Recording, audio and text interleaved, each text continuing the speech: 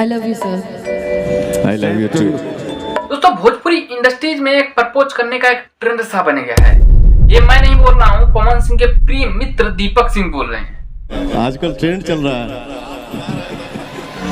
सबके मन में एक डाउट था, वो तो क्लियर हो चुका है कि जो यही मोहतरमा पहले बर्थडे में प्रपोज की थी पवन सिंह को, और पवन सिंह बर्थडे में ध्यान दिए थे या नहीं दिए थे, आज वही स्टेज शो पे जाके पवन सिंह को प्रपोज कर रही हैं।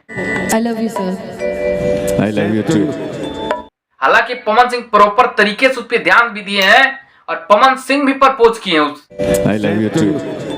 हालांकि कोई ऊपर टिप्पणी भी करता है, उस पर गुस्सा हो जाते हैं। आर्टिस्ट जब बोली आई लव यू तो हमको जवाब देने दो, उसमें तुम क्या सेम टू यू बोल रहे हो आप? ये हकीकत ही है ना भाई, चाहे भले पवन सिंह मजाक किए हो तो क्या, बट सबको हकीकत ही लगेगा। ये सबका सही था कि पवन सिंह अनुपमा आदमी कुछ है, और जरूर इससे लगता है कि जरूर है, और इसीलिए दीपक सिंह ने एक बोला है कि एक ट्रेंड सा चल गया है कि जो भी पवन सिंह मजाक में बोले हों, बट पब्लिक के सामने सब हकीकत ही है भाई। कल को लोग आंकड़ा बता रहे थे कि ऐसा हो सकता है, आज कल की रात वो हकीकत हो चुका है दोस्तों।